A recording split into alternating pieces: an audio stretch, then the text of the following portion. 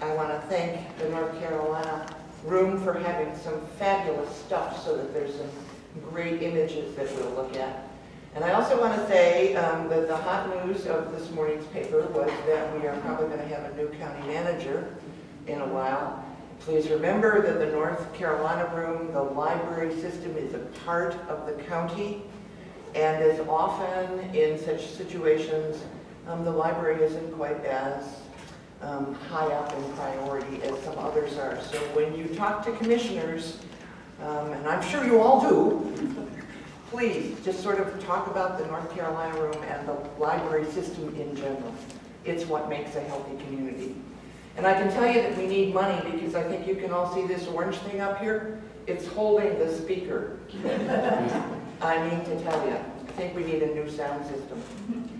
Okay, because I used a lot of images in this rustic talk from the North Carolina room, I decided that it really was appropriate to focus on the Asheville area. And please understand that rustic is national and certainly throughout the Appalachians, but Asheville had its own particular kinds of interest. And I want to just say that the tools that made rustic are fairly rudimentary. But the furniture itself, whether it is made out of rhododendron or mountain laurel or bent hickory or chestnut or unidentified twigs, barnboard, or box slats, it is anything but simple. This piece, which belongs to a friend and a collector, I think is a magnificent example of the intricacy of twig rustic furniture. Let's give it a little background here. This didn't sort of spring up out of nowhere. This craze for what we call rustic had its antecedents in Europe in the 18th century, where there was an intense fascination with the natural. Gothic architecture, grottos, rustic appointments became the rage.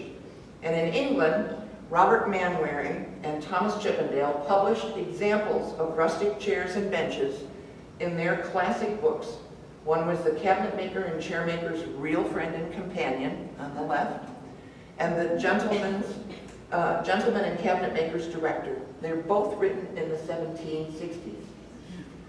Now, more than a half century later, it moves to the United States.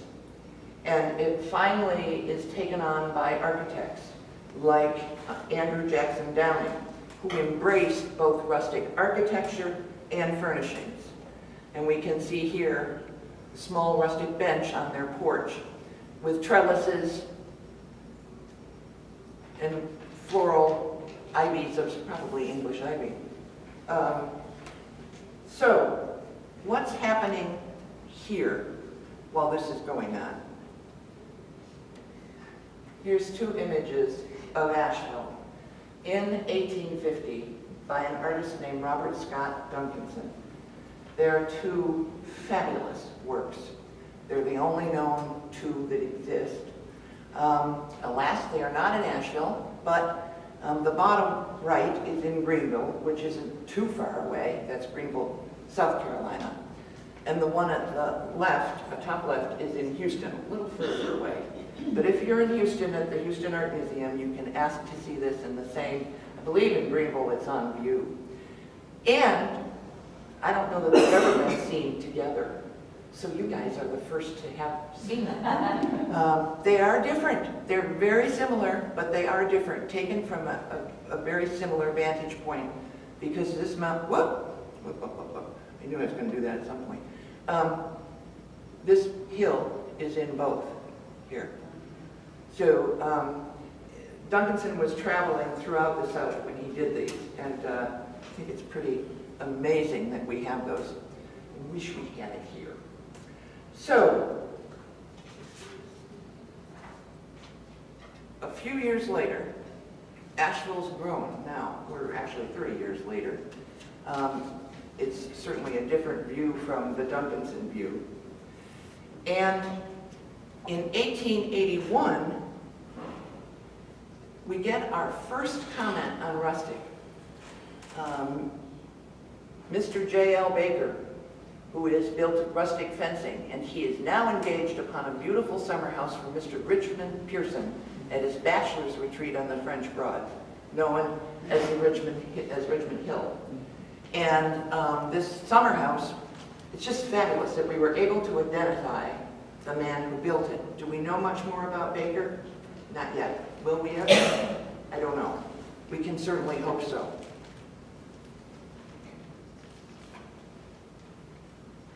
And here in 1884 is an auction where Baker is selling his things that he's made. And it's particularly interesting and important because he says that he is also selling settees, arm chests, flower stands of different sizes and styles. So not only was he doing structures, but he was making smaller furniture too. So one of the questions is whether or not he might have made, oops, way complicated here, whether he could have made the chair that is on the porch of the actual home.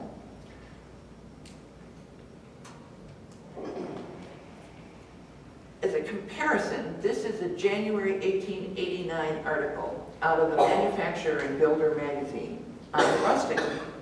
And the works pictured here, which I believe are way over the top in rustic, were built by the Rustic Construction Company in New York City. And I find sort of a paradox, rustic in New York, but they are way over the top. Very interesting, and I sort of try to think about where they might have been placed in the city in 1889. The Battery Park Hotel, this is circa 1885, and again, we have a rustic gazebo in the center of it. Probably, because it's 85, probably built by Baker. He was in town in 84 having an auction. He did a beautiful one at Richmond Hill, so we can say possibly. And this photograph is of William McKinley in 1897 on his visit to Asheville. He is in front of the Battery Park Hotel with the gazebo behind him.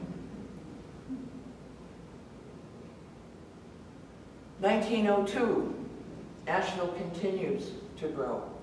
You also have to remember, I just interject here kind of, that in 1880 the train arrived in Asheville. And that's when a lot of the tourists started coming up the hills, and many of them stayed, or some of them stayed.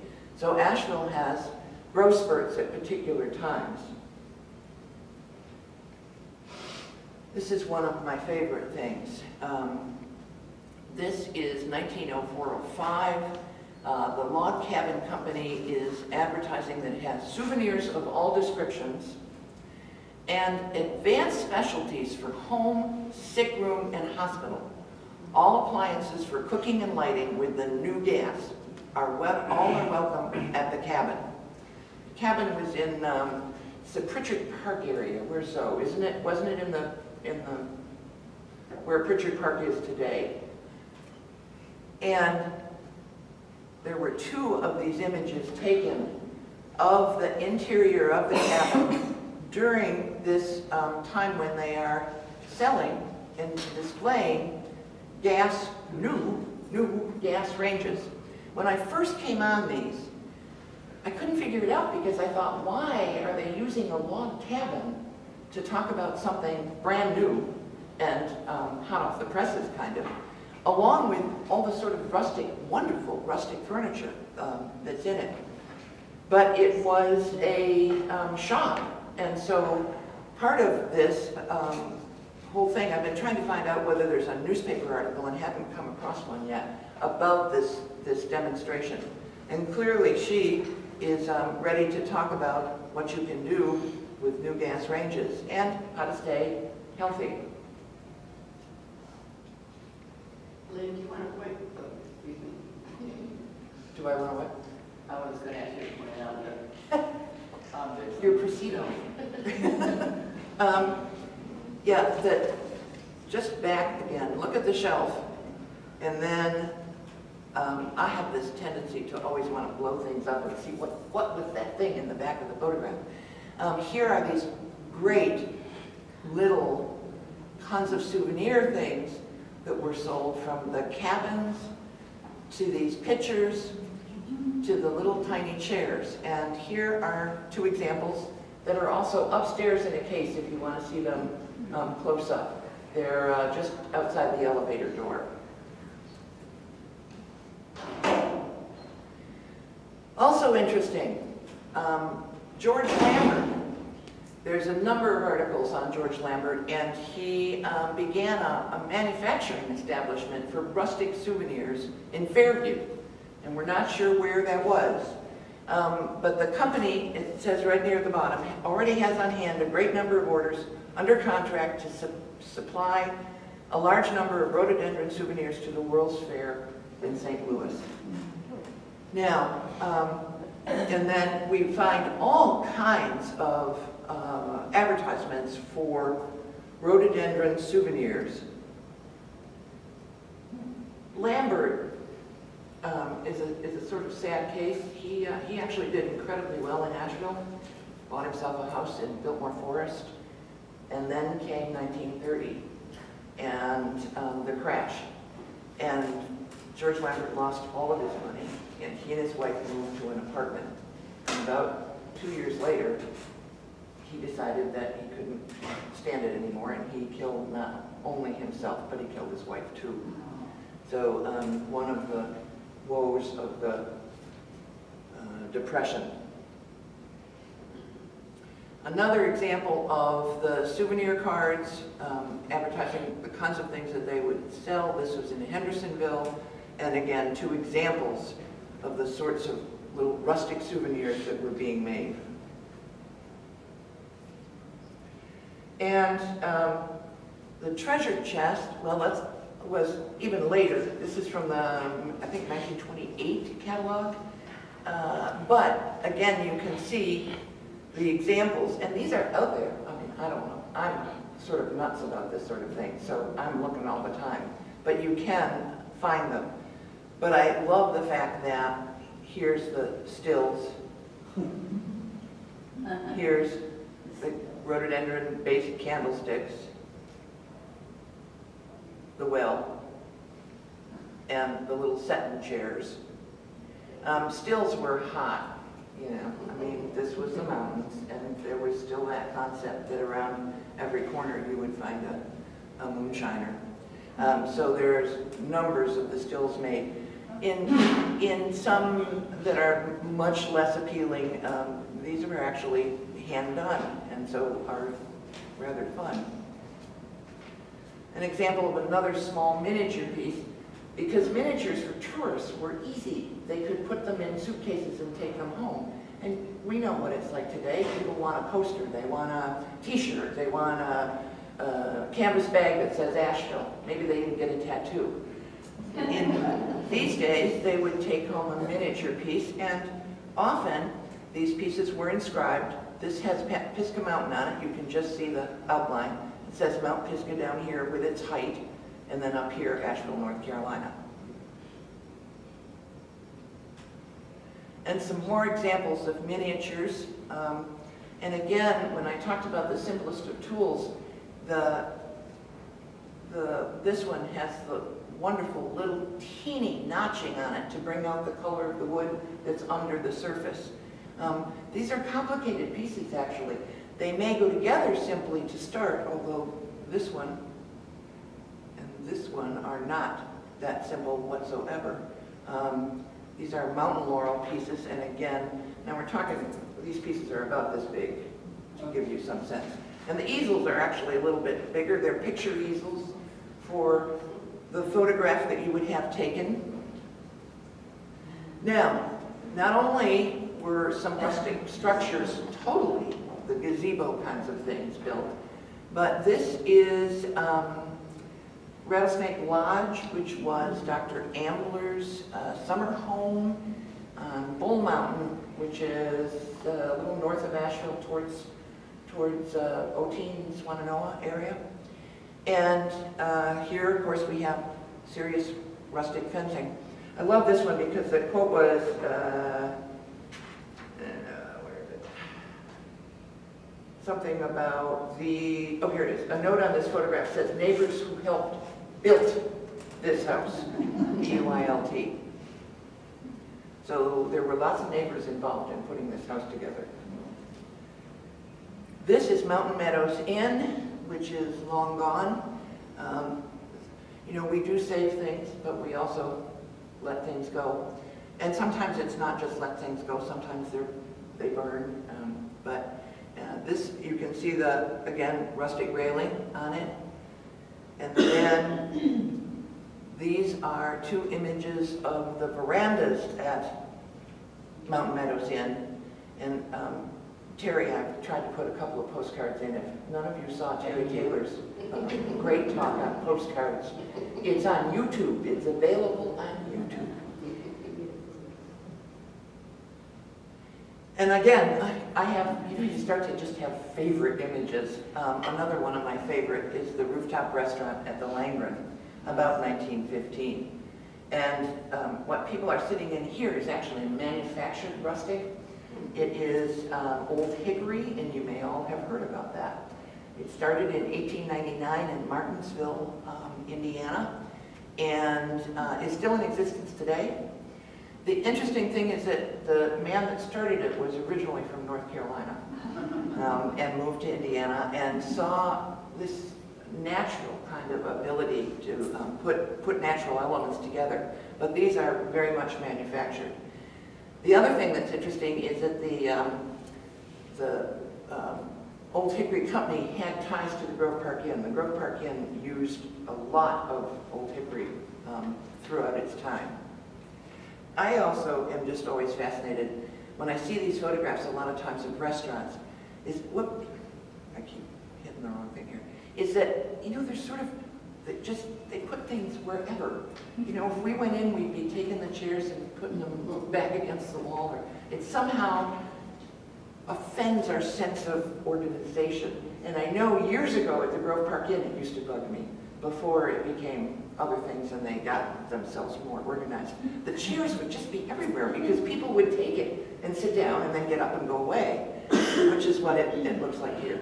But I also, the Langren, do most people know where the Langren was? It was on College and Broadway, where the hotel is going up now.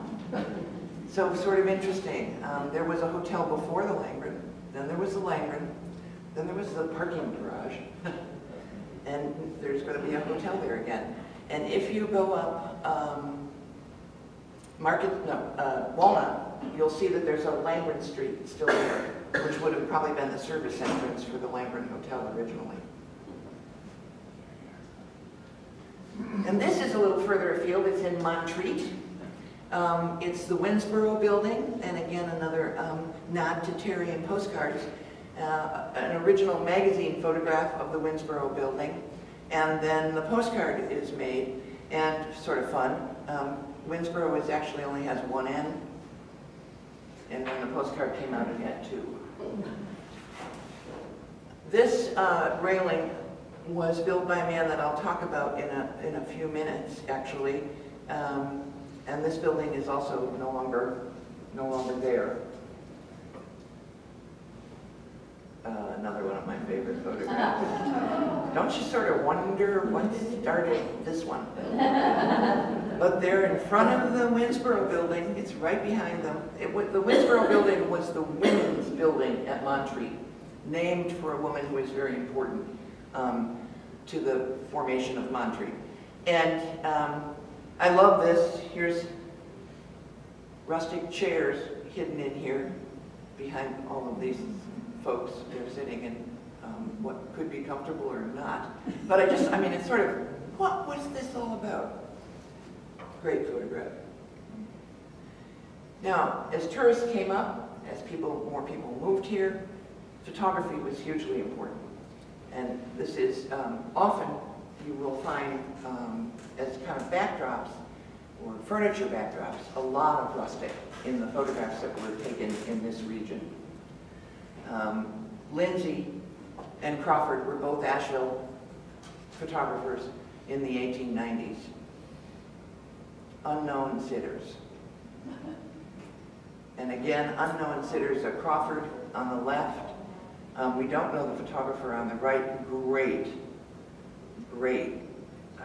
chair, which is pretty small, or else he's very tall. And one of the things that years ago I was really interested in were photographic backdrops, because they're gone. And I love this one with the canoers in the background. And another one, this is by Crawford, who has now moved to Hendersonville about 1900. And we don't know the photographer in this one, don't know whether this is Asheville or regional. I'm pretty sure it is, just because of the seating. And I thought that the seating was so interesting, because the women are almost the same time. If you look at their hats and their dresses, and then they're both seated in these settees, these very rustic settees.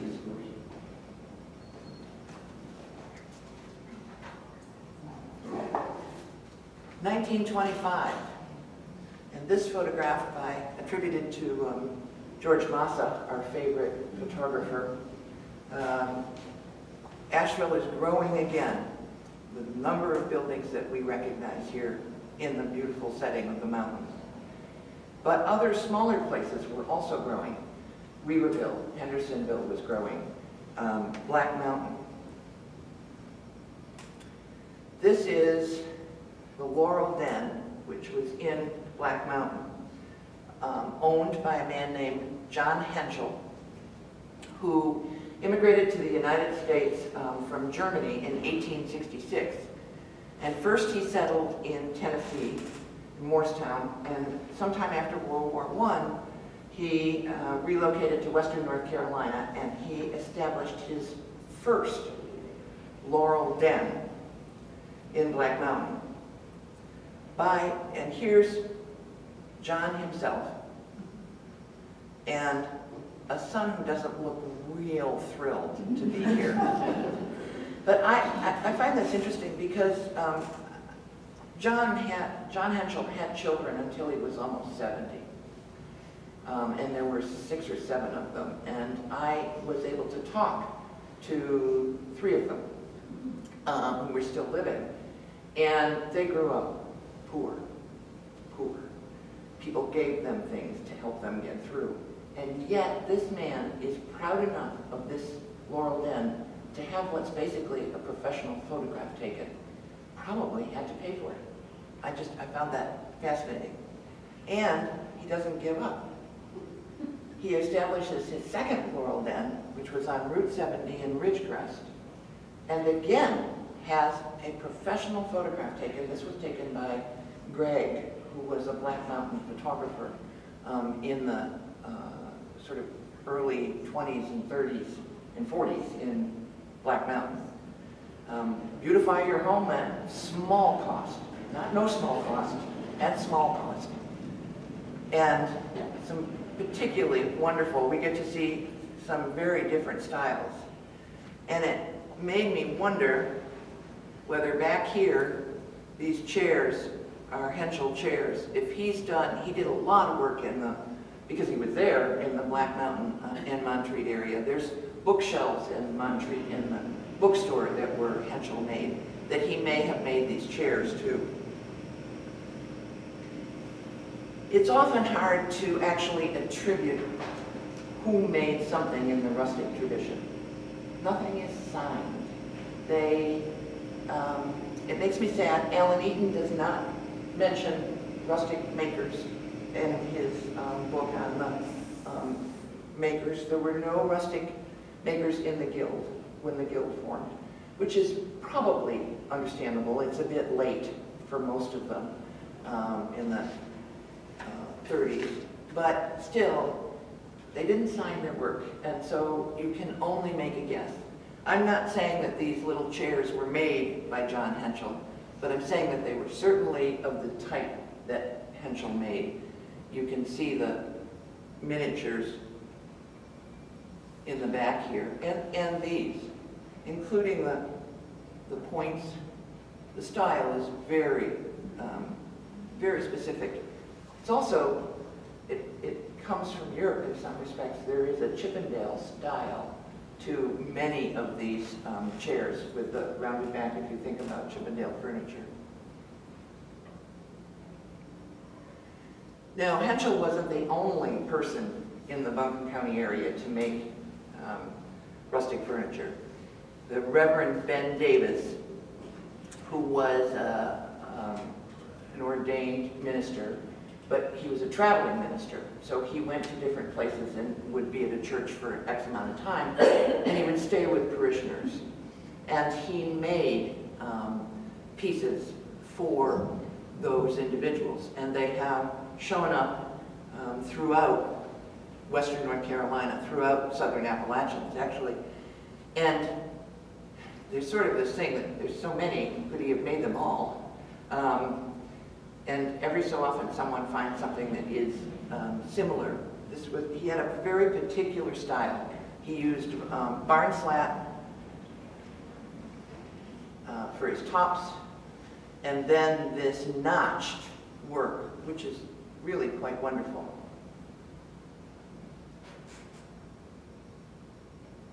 And there are numbers of these pieces which sometimes they'll show up. There was one at the Bronx Auction House in, was it January maybe, or late last fall, that was attributed to him.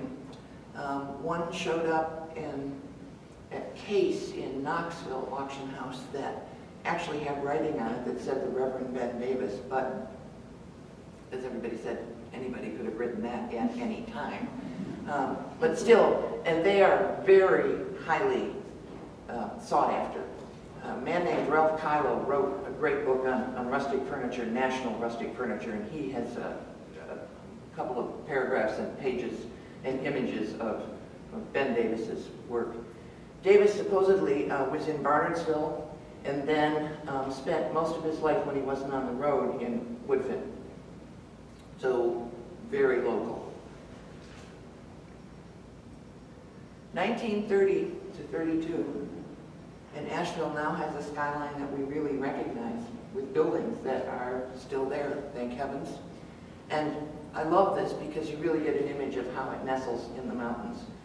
We don't often see that unless we're way up on Town Mountain or on the Parkway somewhere.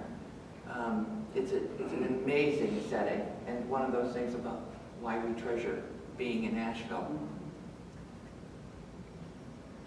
But rustic hasn't stopped. This was a Highland Hospital's patients, which was a psychiatric hospital. This was a work cure by a patient.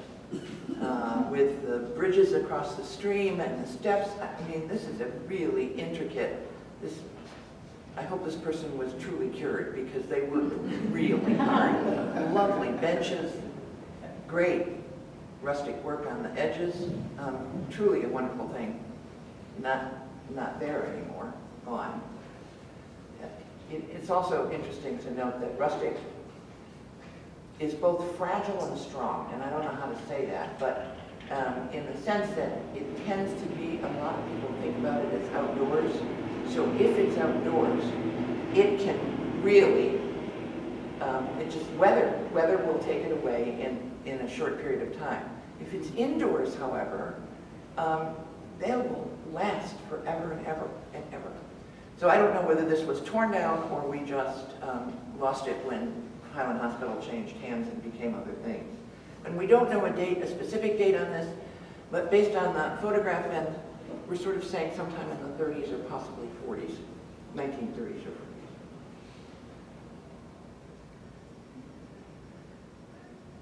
This, let me just say that this is when the souvenirs go, they're still considered rustic, but they go mass-produced. And the only one here that has that same kind of hand-done feeling is the still. A lot of the rest of these are much more turned out. And one of the major people who did that was called Bo Woodpecker. And he was Carl Freeman, and he was in Batcave. And his whole family was involved in the business of turning out what they still call rustic souvenirs, and were sold in shops throughout the area. And these would have the name burned into the edges, and the amount of material. I mean, that's just a sampling. Now, this is not saying that all of these were made by the woodpecker, because we don't know that. He would sometimes stamp on the back of it, woodpecker shop, but a lot of times they weren't even, that didn't happen. They were moving them fast. They were moving them very fast. And they're selling them all through. You know, you'll find some that the woodpecker made that are in, you know, that say Blowing Rock. I mean, they were, or what is that one in Tennessee? Is it Jump Off or Overlook? I can't remember right now. But anyway, they moved around the area. He sold through shops all through the area.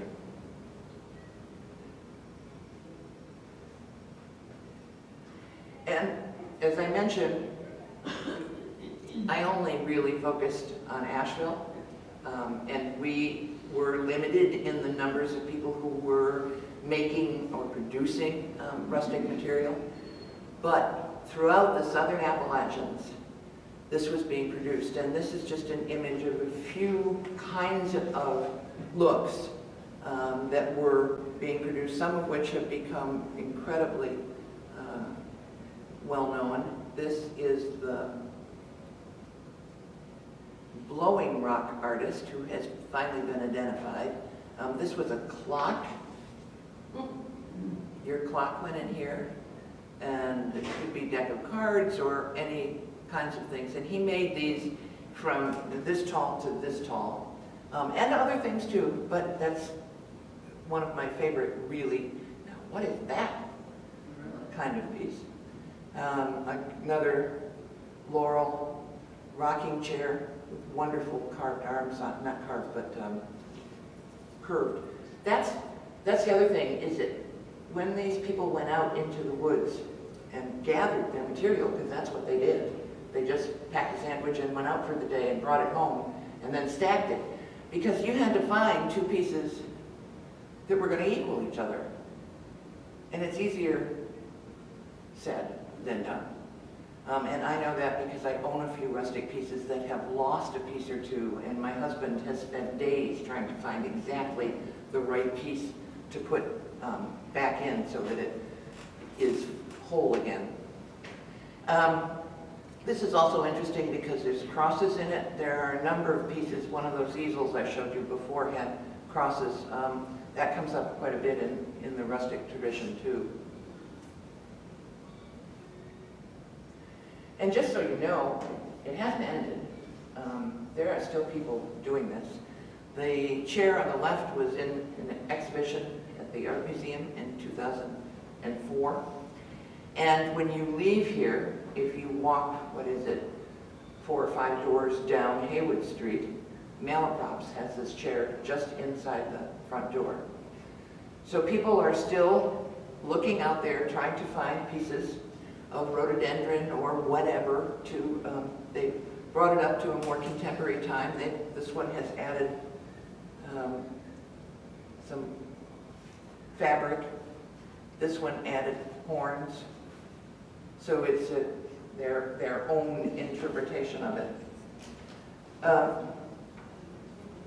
I want to end with a comment. And he's in the room today. But this has always been important to me. Bob Brunk, who is back here, said in a talk that I was at many years ago, in some parts of the U.S., especially the Northeast, you can hardly find a subject for research that hasn't already been done by others.